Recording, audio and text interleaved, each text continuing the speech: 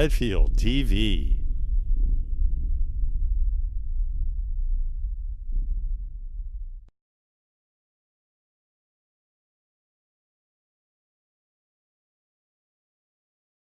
I'm David Temple, President of the Historical Society.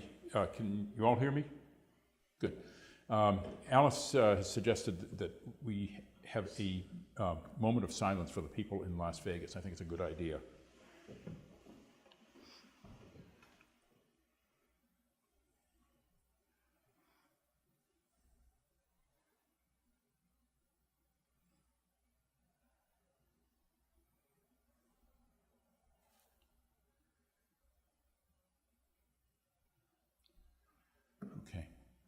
I'd like to welcome you all to the first program of the 2017-18 season for the Historical Society. Tonight our guest speaker is David Ball, the first Astrophilatelist that I have ever met.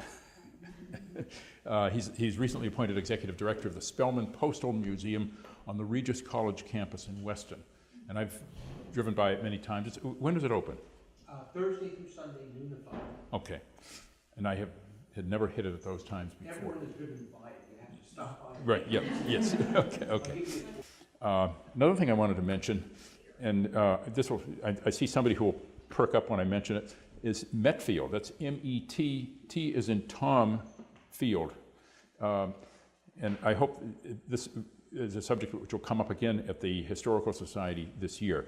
I don't know if you saw it, but that was the lead story in the current issue of The Portal. Medfield is a village of about 500 people in Suffolk County, 150 miles northeast of London. Groups from Medfield made week-long visits to Medfield and vice versa many times in the 90s. We'd stay with newfound friends in the village for a week and tour the greater Medfield area, including not only cities like Cambridge in England, but also towns named Needham, Walpole, and Framingham. The early settlers brought a lot of their place names with them when they came to the Massachusetts Bay Colony. Most of the people who went there thought it was nothing less than a great life experience that we were able to repeat again and again with variations. Ruth, did you think so?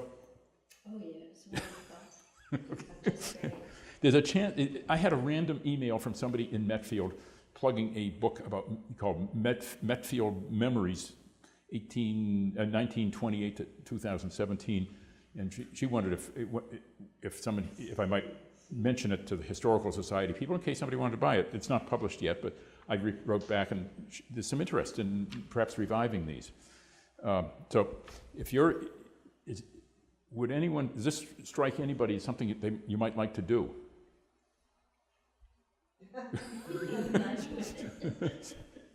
Okay. Did you go, Eve? Yes. Yeah. Yeah, I know CB did. I didn't. Yeah. Well, I will keep bringing this up when my contact in Medfield didn't tell me that she was going to be on vacation all of the month of October, so I will have more from her in November. But I do hope this thing comes to pass. It was a terrific experience. Another thing I've wondered about here is I've been thinking about getting a professional genealogist to come in and talk about Genealogy 101 at the Historical Society. How many would be interested in a program like that if we had a genealogist come in?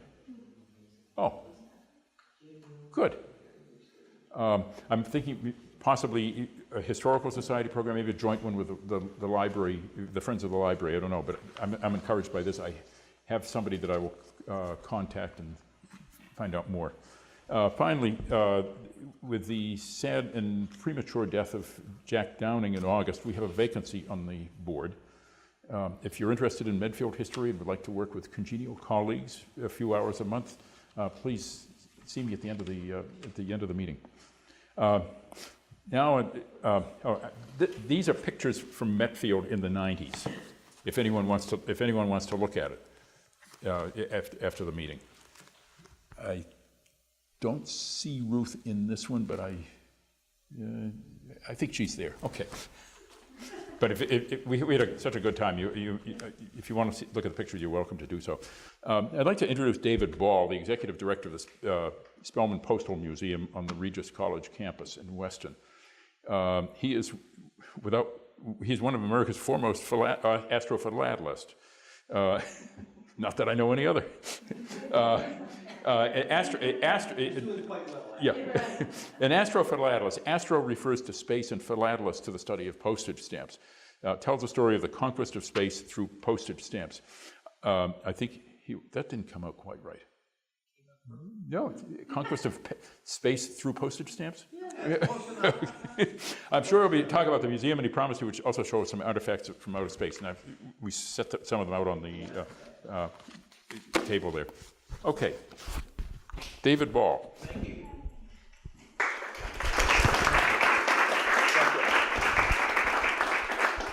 Okay, now if you've already had a lecture from an astrophilatelist, we can just dispense with this.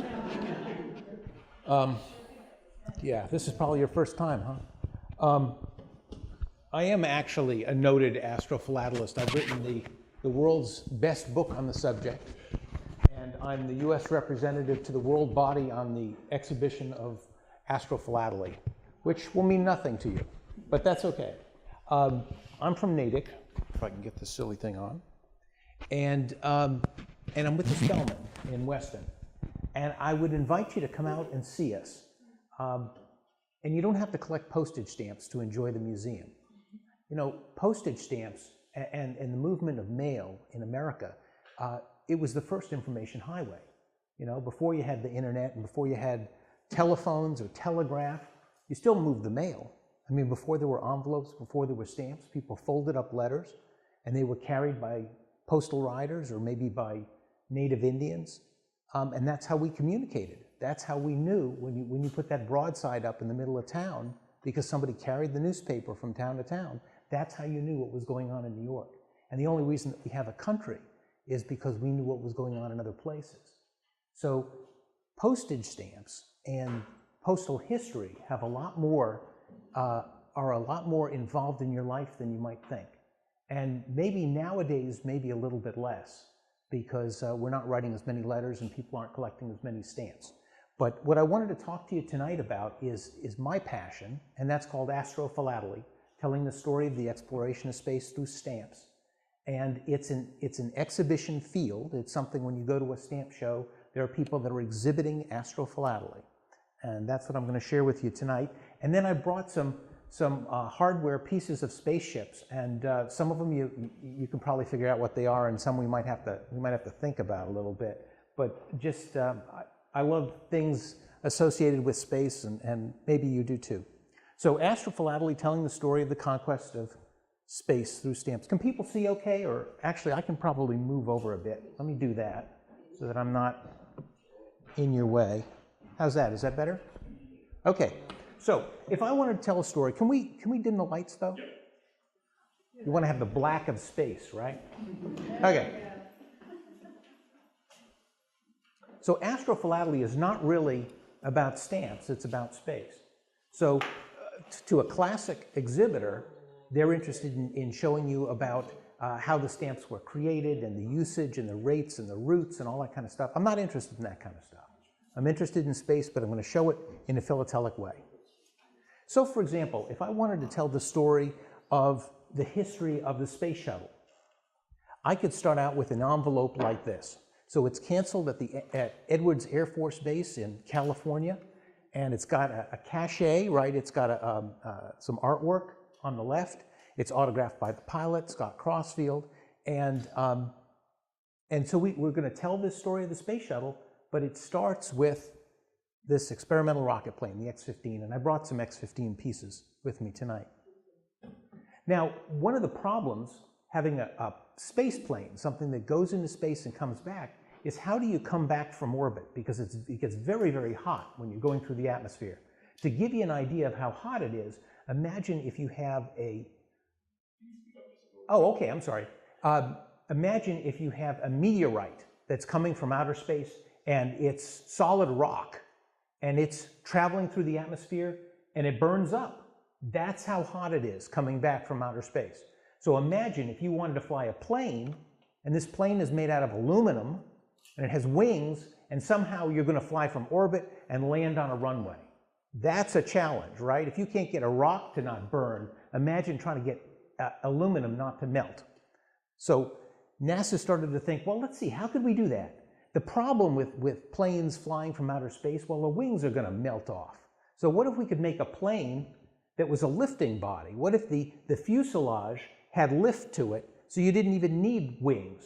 So it was just kind of a bathtub. So they had these things called lifting bodies, and they tested being able to fly these things without wings. And then once you come up with the design, and that looks like the Space Shuttle, you have to do a lot of different component testing. So for example, you might do a wind tunnel test.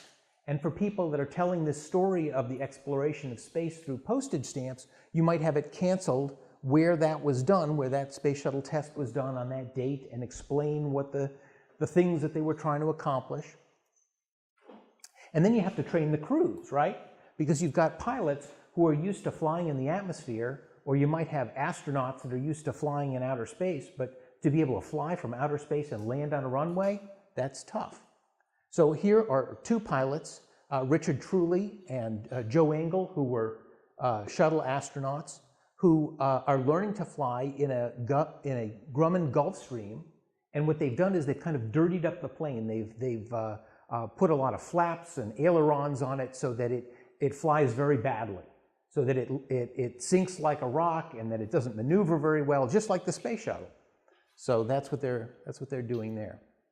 And then once you have this thing together, then you want to start doing testing.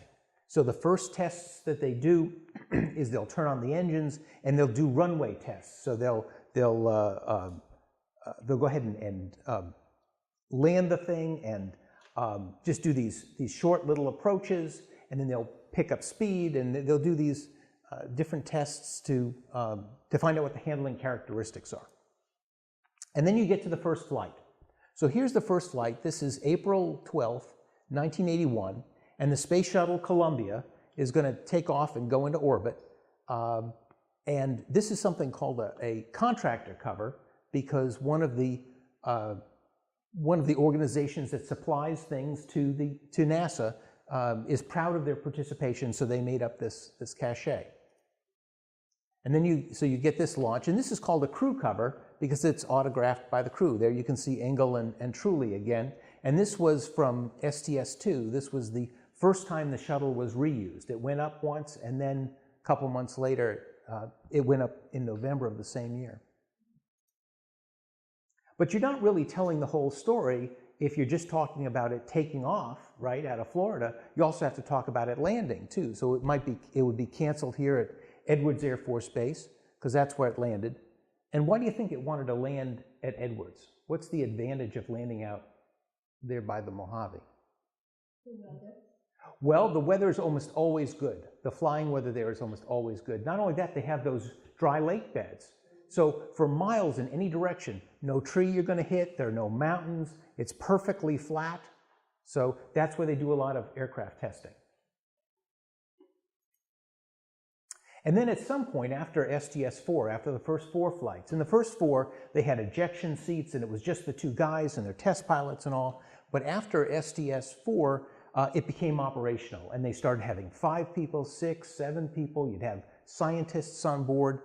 In this particular one, this is the one where the first teacher in space went up. This is STS-51L, January 28, 1986.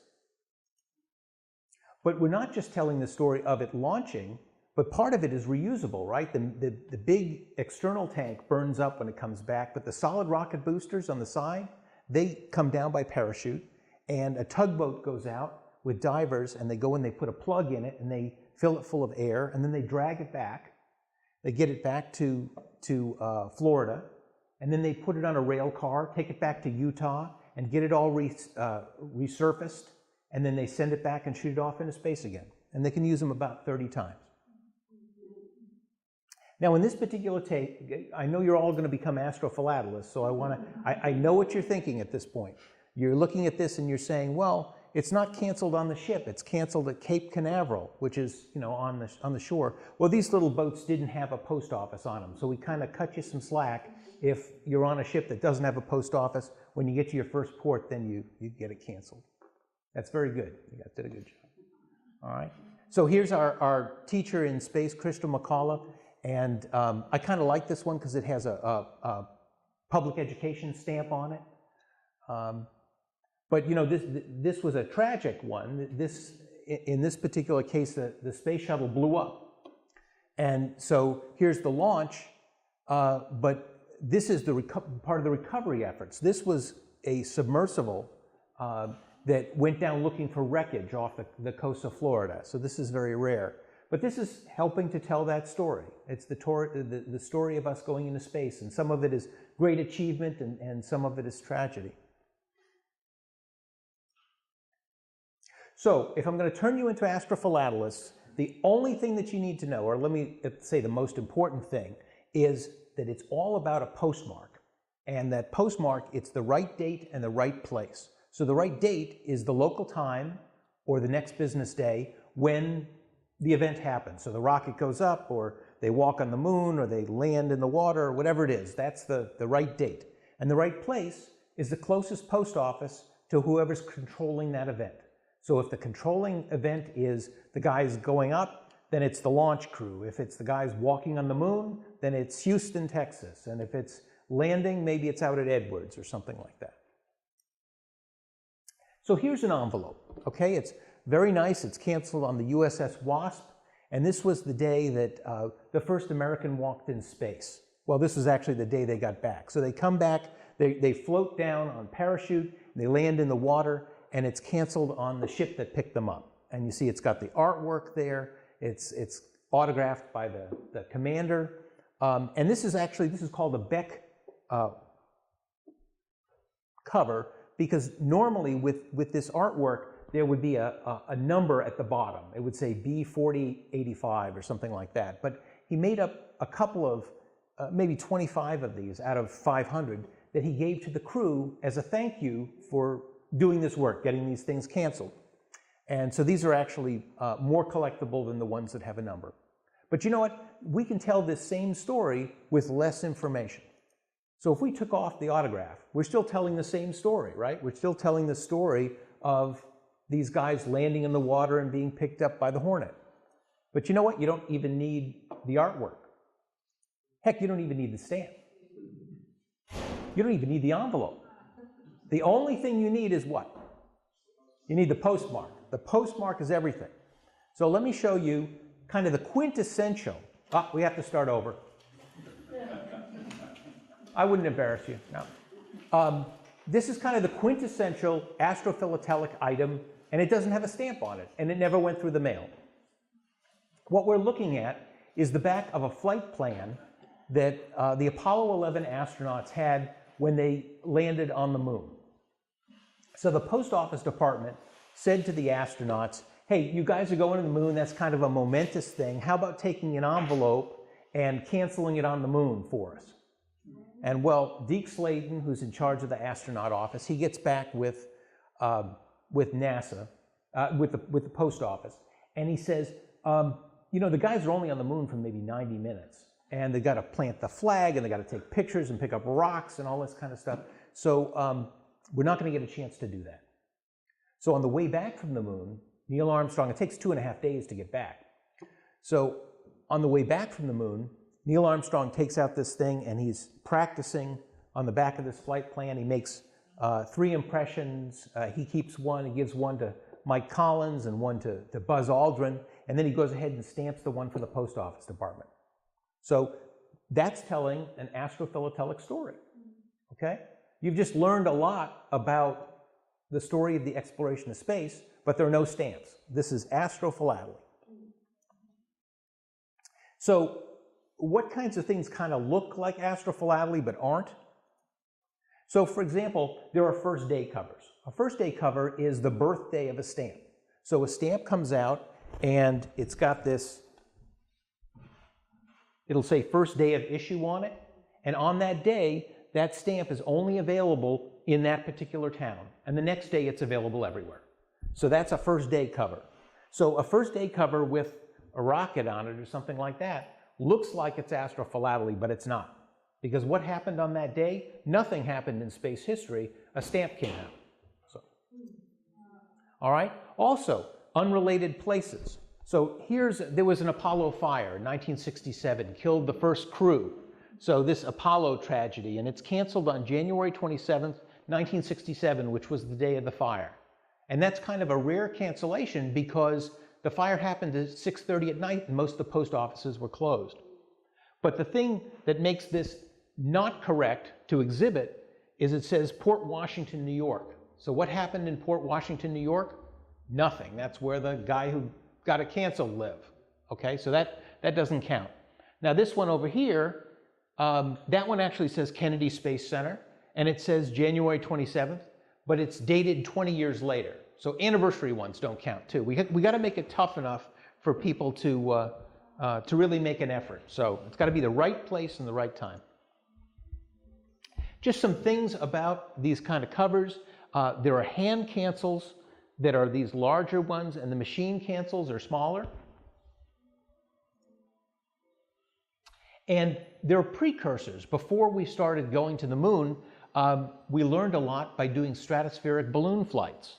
We learned a lot by missile mail, and this one was carried in an X-2, which was one of the precursors of the X-15. It was a rocket-powered plane, and they didn't really have any place to hold these couple of covers. They were favors from collectors, and the collectors would write into the test pilots and say, would you carry this when you go on your rocket flight? And so the only place the guy could put it was he just put it underneath his seat, and that's how he flew with the covers. And this is one that's from Peenemünde, which is where the Germans developed V2 technology.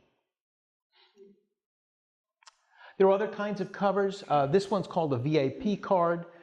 They were issued by the Kennedy Space Center and given out to visitors who came to see the launch. And so you could get as many as 5 of them, and you just write, I'm here, it was really cool, and they have a little post office drop box there, and you could send them off. Also, there are tracking stations. This one is from the last of the Apollo era, Apollo 17, and that was in Australia. Because if you think about it, radio waves only travel line of sight. So if you can't, if you're not in a straight line, you're not able to get that communication. So you have to have tracking stations all over the world sending that information to the next tracking station until you can get to one that's line of sight with the astronaut. These are called insurance covers. And what was happening here, this was a friend of the astronauts who produced these cachets with some symbols that were of interest to the astronauts. And these guys would sign their names before they went on their flights, and then if something happened to them, their families could sell those envelopes and make a lot of money, be able to pay off the mortgage. The one on the right there is called a captain's cover. The commanding officer of the ship that was designated as a prime recovery ship was very proud of his participation in the space program, so he would have his art shop on the ship create some cachet, and those would be available to the crew and to VIPs. So a captain's cover would be worth significantly more than other covers. Then there are covers that were actually carried into space. This one was carried to the moon on Apollo 11, and they carried 214 of these, and they kind of shared them amongst the 3 astronauts.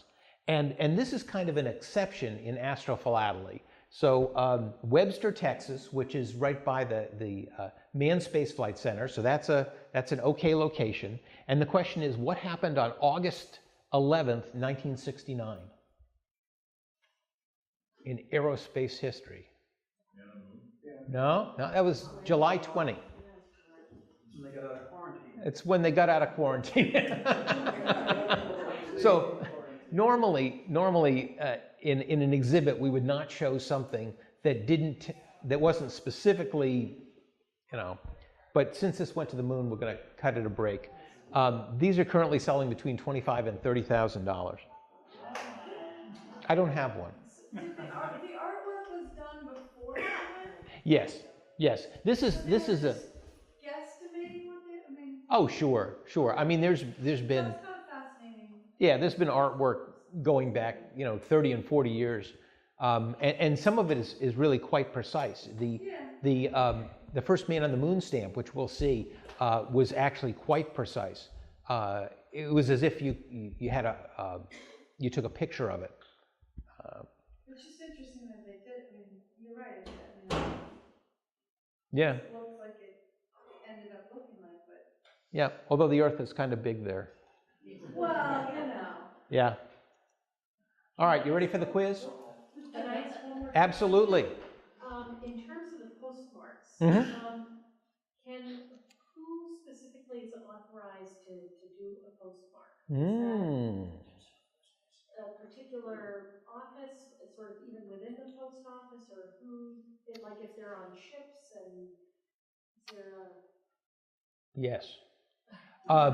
Well, there are people that are authorized to do postal services. So if you're on a ship, you'll have a clerk that his assigned task is to work the mailroom. If you're in the post office, you're a postal worker. So yeah, anybody who's authorized to do mail can cancel it. Okay, I know you're trying to get out of the quiz, but all right, now I want you can work together, okay? You don't have to do this individually, but I want to see how you do. All right, so here's the first one. John Glenn is the first American to orbit the Earth in the Mercury Atlas 6 mission. And so this postmark says Indian Rocks Beach, Florida, February 20th, 1962. And I'll tell you that was the date of his flight. So what's wrong with this picture? Right. Indian Rocks is, I don't know where it is, but it's not Port Canaveral, it's not Cape Canaveral, it's, okay, good job. All right, here we go. This is Pioneer. This is an unmanned probe, and here it is. It's passing by Jupiter, and so it's canceled on December 3rd, 1974, which was the day that it made its closest approach to Jupiter. But what's wrong with this picture? The answer is generally not the stamps. The stamps are probably okay.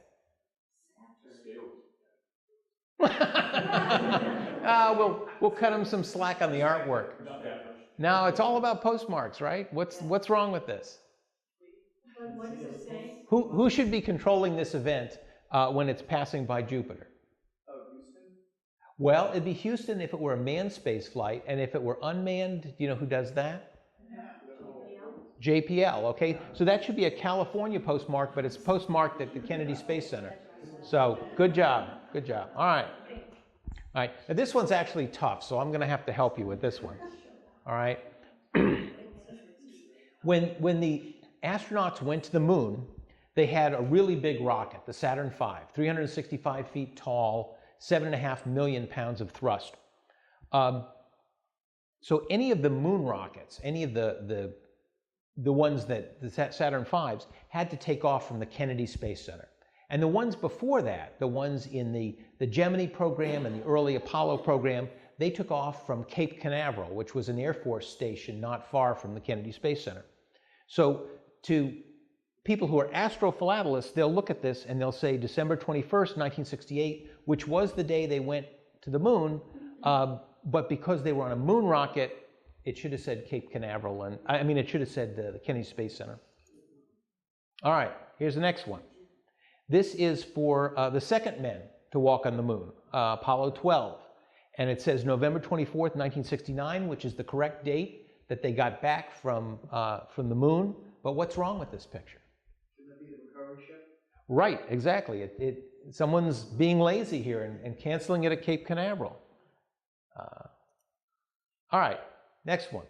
Here is, this is an unmanned. This is going from Wallops Island on July 14th, and 1966, and I will tell you that is that in this particular case, the postmark is correct, but there's something about this that looks kind of funny. It's a really big rocket. No rocket anywhere near that big ever takes off from Wallops Island. Wallops Island puts up like little sounding rockets and things. This is a Saturn 1B, so that would be pretty amazing if that took off out of Virginia. All right. Now, in astrophilately, it's about things that happen in aerospace history, okay? And someone's passing, even an astronaut, is not really astrophilately, so this would never be included. But I wanted to see if you got this one. This one is canceled on the day that Alan Shepard died, who was America's first astronaut. But what's wrong with this picture? It's not Shepard. Who is it? It's got Gary. That's Yuri Gagarin, who was, who was the reason that we had our space program, right? So, you know, somebody had to really work to get the wrong picture there. I mean, they did have the correct rocket, but yeah, that's Yuri Gagarin. Okay.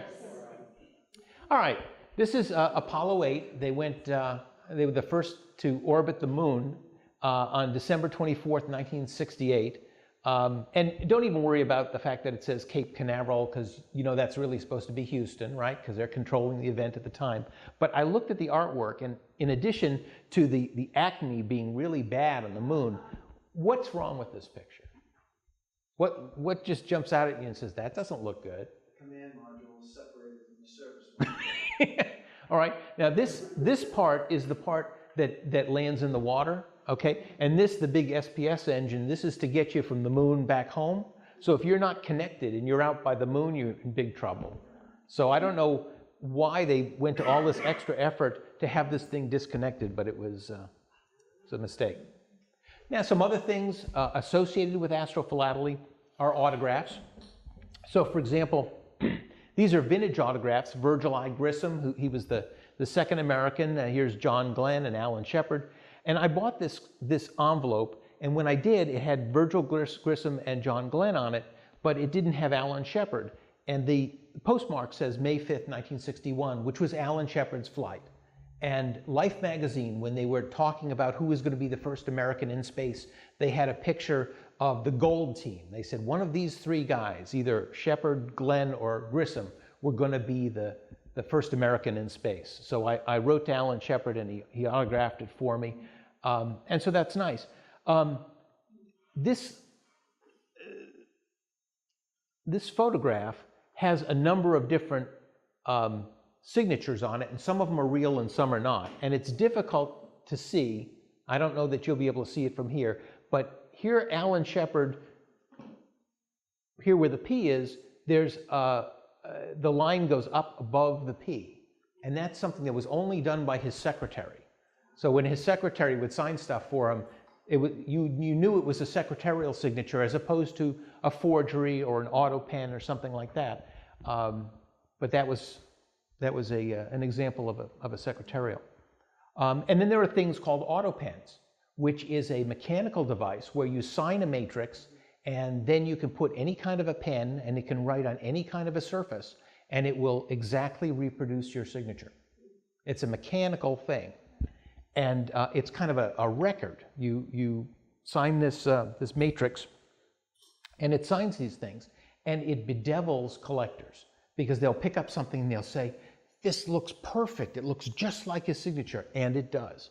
And they'll say, oh, but it's signed in a felt tip marker on a baseball or something. But whatever it is, it can be done with this Autopen machine. So these things that are beautiful and would be worth a fortune are worth nothing.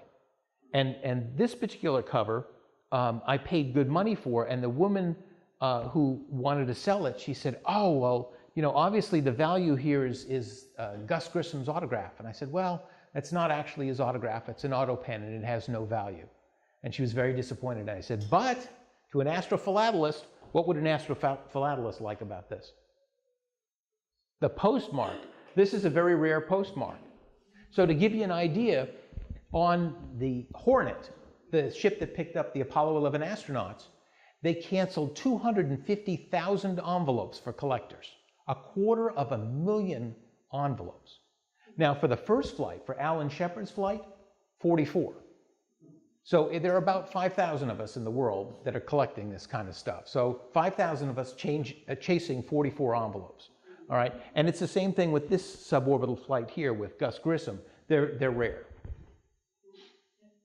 How do you know that it's not their real signature? Well, what you can do is you could take some acetate. You could run a piece of acetate through a photocopy machine and place it over this, and it would look exact. So you can go on the internet and you could look up astronaut Autopens, and they will show you the different Autopen examples. So the Autopens will wear out, and they'll make up another one. So somebody might have 4 or 5 different ones, and you can see the different Autopens. Then there are printed signatures. Sometimes people will come to me and they'll say, "Oh, look at this, look at this," but they're not. They're printed on the envelope. And then there are ones that are forged. Now this is the real bane of our existence. This is a guy, Charles Reiser, who nearly destroyed our hobby because what he did was he faked postmarks. And so this postmark here, which should be very rare and worth a lot of money, I paid $25 for this. And there are people that tell me, people who I respect, who say these autographs are real, but this is fake. And I'm thinking it's all fake. So, and we're still debating it because the autographs are incredibly good. They look incredibly real. But I know that part of this is a forgery, and I suspect that it all is. And then there are different caches. Caches are the artwork that help to tell the story. There's here, this is Spacecraft. They do beautiful work. Bendix over there is another one of the contractor covers, people that were proud of their participation in the space program and had their art departments create something to celebrate. Velvetone was kind of interesting. This is a guy who, the covers are called flocked. It's kind of like felt. And he would sprinkle this felt on these covers, and he made maybe 50 at a time. And he put it in his wife's oven and, I don't know, put it in there for like 10 or 15 minutes, and that would kind of set it. And they're really kind of interesting. And then here, Pitney Bowes made up a piece of artwork that when they ran this through the machine cancel, it would also print this, we call it a KSC official. Some of them are kind of classic ones. This is George Goldie and Flick. And here's the Beck one that we saw earlier, and it's got a Beck number. And then there were some people that did individual ones like Airbrush. That's for one of the early monkey flights. They were trying to qualify the capsule, and they didn't want to risk the astronauts, so they would, originally we were testing mice, and we tested pigs and monkeys and all kinds of things. Centennial. Here's one that the post office put out for the Challenger. In STS-8, they put 500,000 of these envelopes in the cargo bay of the Space Shuttle. And so for $15.35, you could go to the post office and get a real astrophilatelic cover, one that was flown in outer space. And then some hand-painted ones. I have a gentleman in the Netherlands that does this work for me. So I bought these envelopes because they had rare cancels on them, but they were just blank envelopes. But if you put artwork on it, that artwork can help to tell a story. So in this particular case, this is the second flight of Discoverer 2, which is the Corona spy satellite looking at the Russians. And what they did was they had photography that was done in orbit, and then they would develop the film into a canister. This is all done in orbit. And it deorbits, and the plane catches the capsule before it hits the Pacific. They were able to catch it maybe about half the time. This was around the time of the U-2 spy plane. And when the spy plane was captured in 1960, they ramped this up, and this became a way for us to know exactly what the Russians were up to. And you know, I love this one of Ham. I can just imagine, here he is, he's being caught in French Guiana. He's in the jungle, and he gets captured and he gets put in a cage. He gets taken to New Mexico, and then here he is, he's orbiting the Earth. That was his life. I also produced some books for people, some people who like to write this kind of stuff. This guy who lives in Arizona, he's written maybe 30 books. He's never published any of it. And I said, well, let me, publish some of it for you. And he writes on Soviet astrophilately. And then I've written a book called American Astrophilately. What's the start date for your hobby? 1957. Sputnik? Right. And an interesting thing about Sputnik, we think of the space race starting on October 4, 1957, but it really didn't. It started, any astrophilatelist will tell you, on October 5th. And the reason I say that is where the rocket went up, it was already October the 5th. It was October 4th in Moscow where they made the announcement. And that kind of goes to the heart of what astrophilately is. In the same way that when we think of when men first walked on the moon, we think it was the 20th of July, 1969. But the Europeans say it was the 21st of July. And it's because for them, it was the 21st. But in Houston, Texas, it was the 20th. So for astrophilatelists, we're very careful about where the international date line is, exactly what happened, exactly who was in charge, and we're telling the story of what happened at the place that it happened through stamps. Was that a Sunday afternoon? It was. It was. I remember seeing it. Yeah, there's a question about whether the covers were backdated because it was a Sunday, but we figured that there were probably people in there moving mail, so that's astrophilately. Any questions? Sure. Were there ever more covers produced? Certainly the one that has the most interest for this area would be the ones in the right place at the right time. Mm-hmm. But were there covers produced sort of commemorating on that date the event that were spread out in various places that might have a postmark from San Francisco or from Boston? Absolutely. But, Oh yeah, if you go on eBay and you put in space cover, for every one cover that's astrophilately correct, there'll be 20 that are not. and they were produced at the same time. So it's just postmarked in different places. Different places, or it might be an anniversary cover, or yeah, or first day cover or something like that. So yeah, there are tens of thousands, hundreds of thousands of not only ones that are not appropriate to exhibit, but also ones that are so minute, like for example, the wind tunnel tests. Well, there are probably 800 different wind tunnel test covers. And would you want to exhibit all of them? Would they tell more of a story if you could show all 800? Probably not.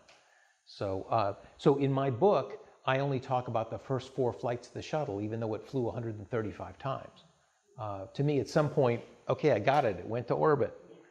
So, other questions about astrophilately? Because if not, I want to show you pieces of spacecraft. So your hobby is strictly about collecting covers? As opposed to stamps. Correct. Right, because that's right. So if you have a stamp that has a rocket on it, that's not astrophilately. Astrophilately is telling a story. It's an exhibit. And the exhibit is an envelope. And by looking at the postmarks, you can tell what happened. So C12, 13, and 14 went up in the air, but they didn't go into space. So you're not interested in that? Well, it's not whether the stamp went into space. It's I meant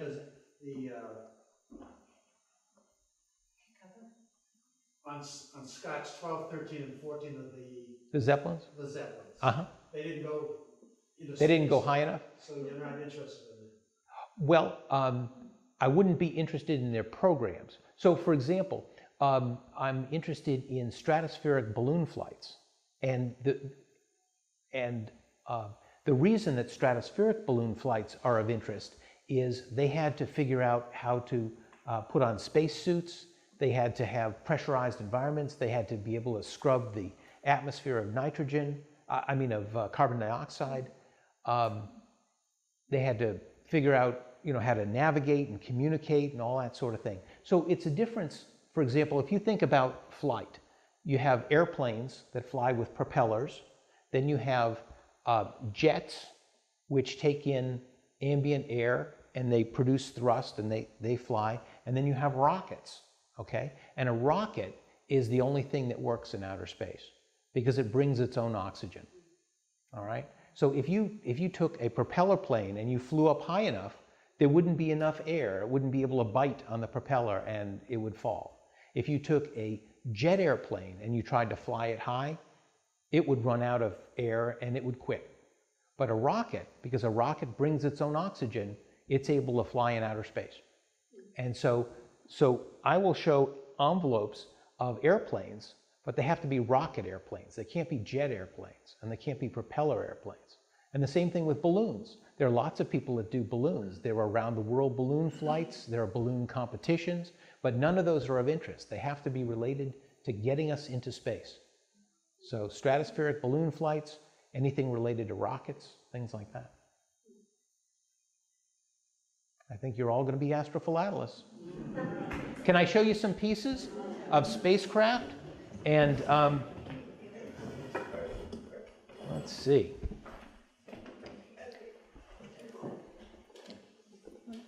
Yeah, that'd be great. That'd be great. Some of these you may be able to guess. You know, it'd be a lot easier if these pieces were all still part of the aircraft. But I found this on eBay for $50. And it says trainer non-flight, so it didn't come out of one of the flying ones. But can anybody guess what this thing might be? It's a keypad, right? This is an input device for a computer. Yeah. Anybody want to guess on what spacecraft this comes out of? Lunar lander? No. Good guess.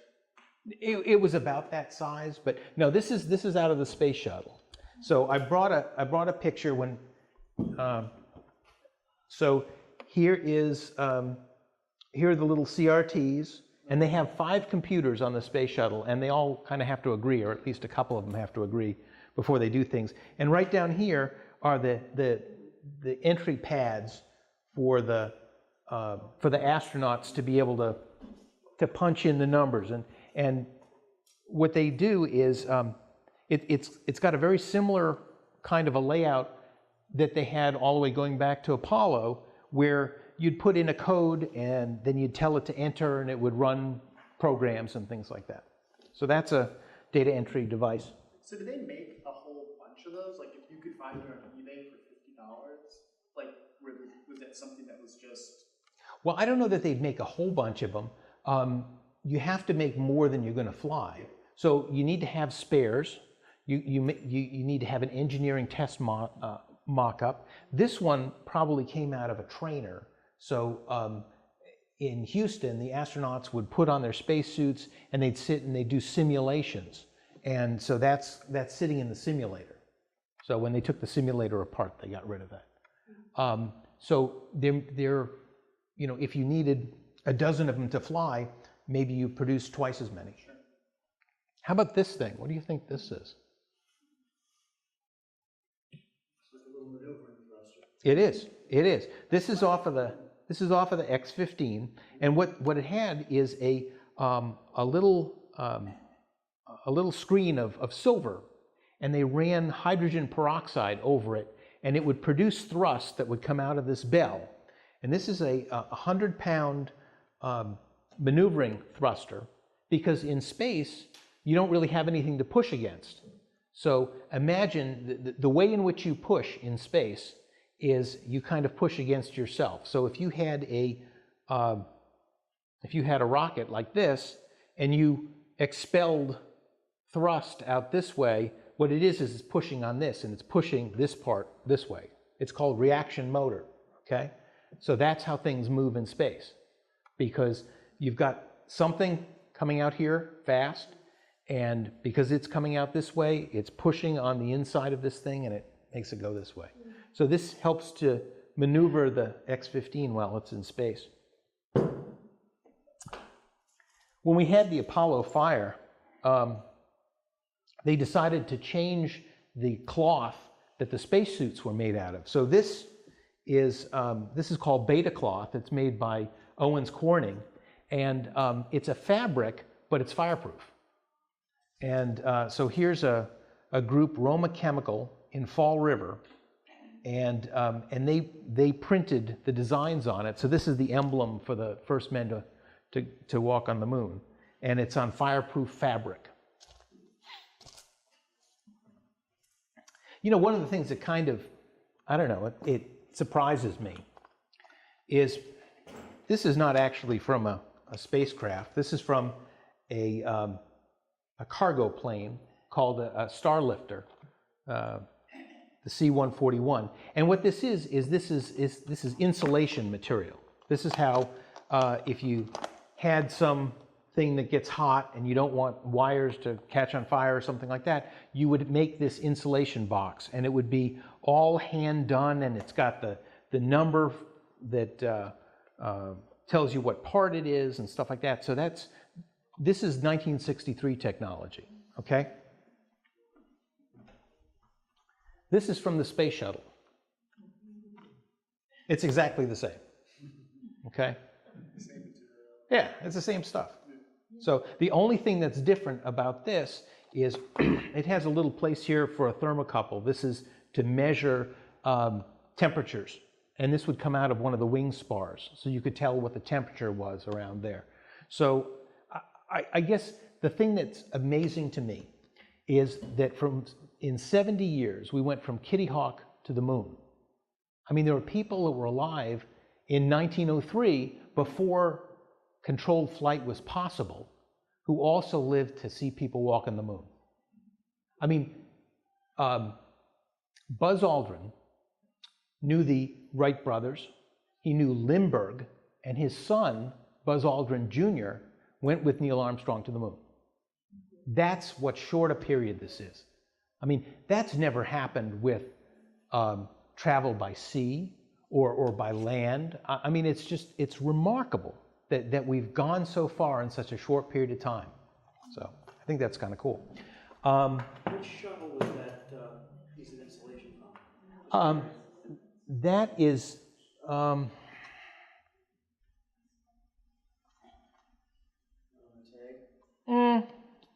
sometimes it says, sometimes it doesn't. This would be Columbia. Yeah, so there were, what, 5 shuttles, I think, 5 or 6.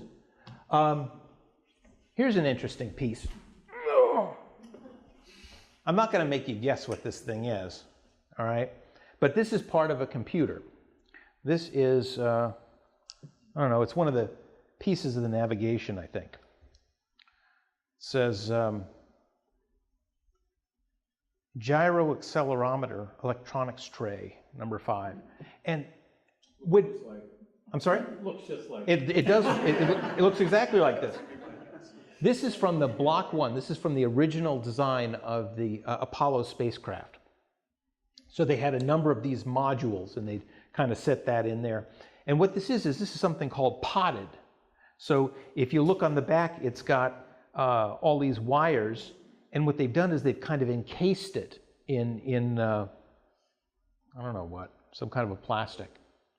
And when you hear about guys going to the moon and being able to do it with less computing power than you have on a wristwatch, that's true, but to me, that's not the amazing part, all right?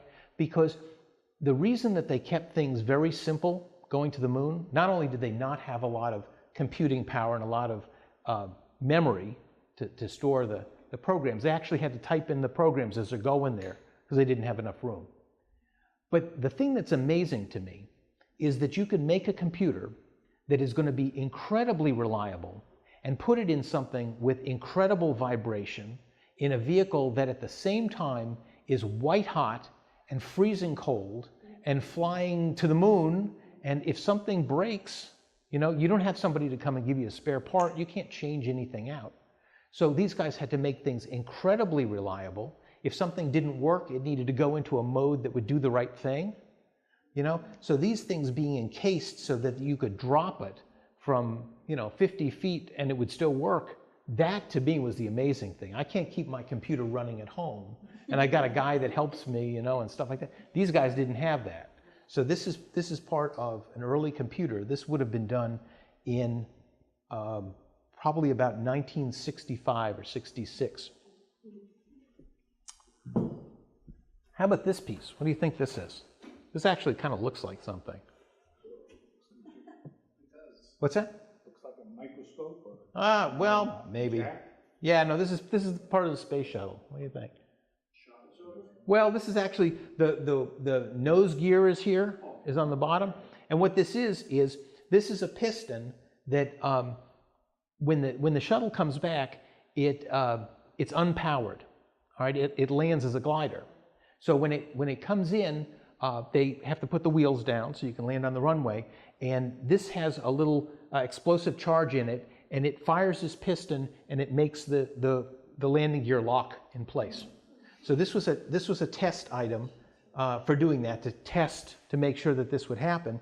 And the way that they would make sure that nobody used pieces that were no longer good is they would spray paint them in red or pink. So this means that this might have been a flight-worthy piece, but don't use it. So that's what that's about. In 1993, I was reading a book by one of the guys who flew on the X-15. And the X-15 is kind of my favorite plane. It's the finest research plane ever flown. It produced over 700 important papers. And it flew from 1959 to 1968, 199 powered flights. 12 pilots flew it, including Neil Armstrong, who was the first man to walk on the moon. As a matter of fact, he was the pilot to fly this particular plane, what's left of it. They had 3 of these planes. The number 1, which was flown by all 12 pilots, is in the Smithsonian, in the Air and Space Museum. And the number 2 plane is in Dayton, Ohio. It's at the Air Force Museum. And the number 3 is in my garage. This is a piece of it. This is a piece of the skin. The skin is made out of Inconel X, which is a nickel alloy, which resists high temperature. And you can imagine this thing coming back, screaming back from outer space at Mach 6, Mach 7. In this particular case, pilot was killed flying this plane. He comes back from space, and he goes into this spin, and the spin is a hypersonic spin. He's spinning 5 times the speed of sound. And somehow he's able to get out of the spin, and the stability augmentation system has some problems, and it ends up cutting out, and he's at about 66,000 feet, and the thing starts doing this, and he's trying to like bring it back, and it ends up breaking up, and it showers the Mojave Desert about a half a mile wide by 5 miles long of pieces of this airplane, and the guy was killed. So I'm reading this story, and the pilot says, you know, there's still a wing out there. We didn't find all the pieces. And so I wrote to him, and this is Milt Thompson, who was the chief safety guy, an astronaut. He flew the lifting body stuff. And I wrote to him at NASA, and I said, you know, on my vacation, wouldn't it be great to come out here and, you know, look for pieces of this airplane? I said, you know, it would be like I was on vacation after the Wright Flyer, you know, the Orville and Wilbur Wright, when they were flying at Kitty Hawk, because they would crash every time. There were pieces of their airplanes all over the place. Wouldn't that be cool, you know, a year or 2 later to be going there and finding pieces? And as soon as I put the letter in the mailbox, I thought to myself, you idiot. This nutcase is writing this guy saying, you know, I want to come and look for pieces of this airplane. But about a week later, he writes me this wonderful handwritten note. And he said, I love that airplane and that program, and I would love to help you find pieces of it. So I spent 9 months working on it to get this together. I got a bunch of people from NASA to help, got some people with metal detectors, because we didn't know if this stuff was buried or not. We did a lot of interviews, and some of those interviews went into a DVD set on the X-15. And we found about 18 pieces, and this is one of the pieces of the plane. It's amazing to me. I mean, the plane did not explode. This is the air that tore this plane. Okay, it looks like this just because of the air. What would that plane, the X-15, what is that? What would that resemble? What does it look like? I What wish. type of plane would you? Is it Well, like it's. a jet or? You have a picture on there, one of the stamps, so you one of the one of the first. Yeah, the first one. Let me just show you that. It's 30 feet long, and it has almost exactly the same characteristics as a V-2 missile. The only difference is you could actually pilot and land it on a runway. So it looks like that. It was an absolutely remarkable plane. And when Joe Engle, who was the pilot on the second space shuttle, and actually he is the only astronaut to ever land a space shuttle from outer space. Almost all of them use computers to get, do all the little turns and stuff. He's the only one that went from Mach 25 to 0. And he was scheduled to be on Apollo 17, but he got bumped by a geologist. So they wanted to send a scientist to the moon. And he said that he could close his eyes and he was back in the X-15, because that's where you learned how to do all of these unpowered landing maneuvers. Almost all the things that you learned to do Mercury and Apollo, you learned from this airplane right here. Let's see. Okay, this is a tough one. This is a tough one. I don't know how we're going to figure out what this one is, but I will tell you that it's a little piece of curved aluminum here, and it's got some wires. What could this possibly be from? A headset. I'm sorry? A headset. It looks like that, doesn't it? It does, but no, it's got some places to like put some bolts. You bolt this thing on, and you hook up these wires, and no, it's not an antenna. This is actually, this fits around one of these jets like this. What do you think this might be for? Temperature sensing, That's a good guess, but it's not right. steering. No. So what would these wires be for? Communicating. No.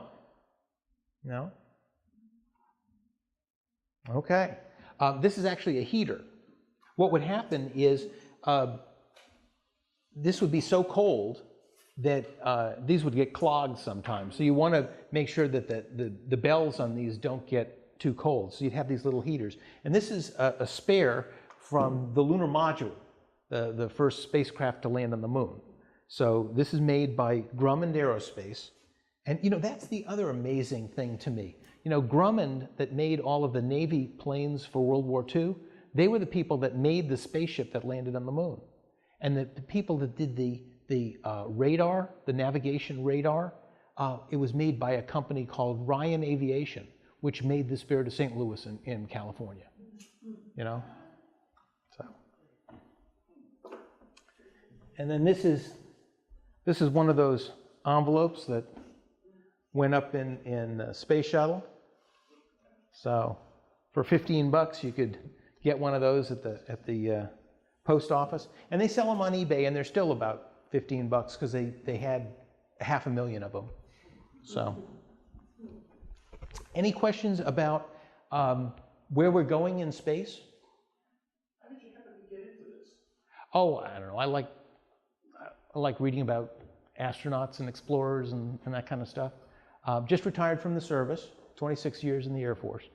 So, yeah, no, that's not what that's for. No, I'm just saying I like airplanes is what I but I do. I like airplanes a lot. And I'm excited about where we are in history now. Because when I was 10 years old, we landed on the moon. And then after that, we spent the next, 20 or 30 years just flying around the Earth. And now we're about to start doing some exciting things again. And we're in the same point in space that we were in aviation in 1920. Because in 1918, and this is coming up with the 100th anniversary this next year, it's the 100th anniversary of the government flying airmail. Airmail started on May 15th, 1918.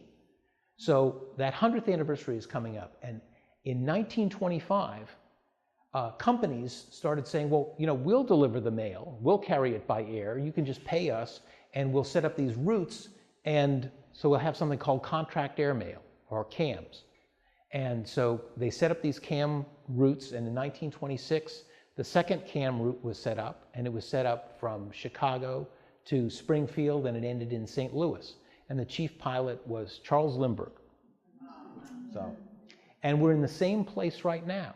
Now we're getting Blue Origin, and we're getting SpaceX, and we're getting Spaceship One. We actually have civilian astronauts, people that have been into space who are not part of governments. And Elon Musk is talking about going to Mars. And it's an exciting time again. And it's great. Do they do covers for things like the space probes that go to Mars and that kind of thing? And All of it. Even the satellites, I mean, the satellites, there's like GPS that are still going up. Mm-hmm. Yeah, absolutely. And there are people that, in Astrophilatelist, there are people whose interest is astronomy. There are people whose interest is navigation or military-related flights. And, Sir? As a collector, what's the one thing that you don't have? Well, I don't have one of those moon ones. So you know, in your field, yeah, what is kind of the holy grail piece that you would like to have in your collection? Well, I think for most American astrophilatelists, the two things that you'd like is you'd like a cover that was carried to the moon, and those start at about $10,000. From Apollo 15, where they took lots of covers to the moon, they ended up getting in a lot of trouble. And the other one was probably the Lake Champlain, the first carrier to pick up an astronaut, and I have that one. And an interesting story on eBay. There's a guy who had bought out this stamp dealer, and he said, "Have I got everything?" And the guy says, "Yeah, you do." And he'd thrown everything in the back of his station wagon. This is in Florida. And he's driving down the road, and the guy finds some more stuff, and he throws it in a garbage bag, and he's running behind this station wagon, and he says, I found some more, and he throws it in the back there. So the guy gets back to his office, and he's putting stuff up on eBay, and he's going through this garbage bag, and he finds these couple of envelopes, and it says USS Lake Champlain, July 5th, 1961. And he puts it up on eBay, and you know, he says $3, you know, so we'll see. So he puts it up on $3, and it goes to $6. And he's looking at that like, how is it that it's worth $6? He doesn't. It's a 4-cent stamp. It's nothing. It's a recent stamp. It doesn't look like anything. Then it goes to $15, and then it goes to $1,000, and then it goes to $1,500, and then it goes to $1,600, and finally he sells the cover for $1,600. Okay, and he asks the guy who buys it. He says, "What is it about this envelope? It looks like nothing." And the guy says, "It's all about the postmark. If you knew that there were only 44 of these and that there were 5,000 of us looking for it, you would know why that's worth $1,600. So he has a second one, and he puts it up on eBay, and he decides, I'm going to start at $1,600. So he puts it up there, and I see it. And my daughter is in high school, and I said, okay, I want you to put in a bid for me. I want you to put in a bid of $2,000. And her eyes get wide. She says, Dad, you could buy me a car. Yeah, I could buy you a car. So I put in the bid, and no one else saw it. So I bought it for $1,600. And they're worth around $3,000, $3,500, something like that. But that's the power of knowing what it is that you're looking at, you know, and finding people that have that kind of interest. Because if you look at it and you don't know what it is, it's worth nothing, you know. So, so having that cover or having a moon cover, but I'm pretty certain that no one is going to run into a $2 moon cover. You know, people pretty much know what they are. So. Does Sir? anybody catalog this material like Scott's would of stamps, number 1, 2, 3? Do these things get a number from anyone, or is it sounds kind of vague? Well, that is part of our problem. We are kind of vague. There are several books on the subject. I brought a copy of a book, and it's done by which mission it is. So the Gemini Titan V would be GT5, and that was a 2-week mission to fly around the Earth. But it wouldn't, for example, tell you all of the different cachet makers or something like that. So no, we're at the point where there are a fair number of reference works, but there isn't something like a catalog that's got a price and that sort of thing. Okay, thank you very much.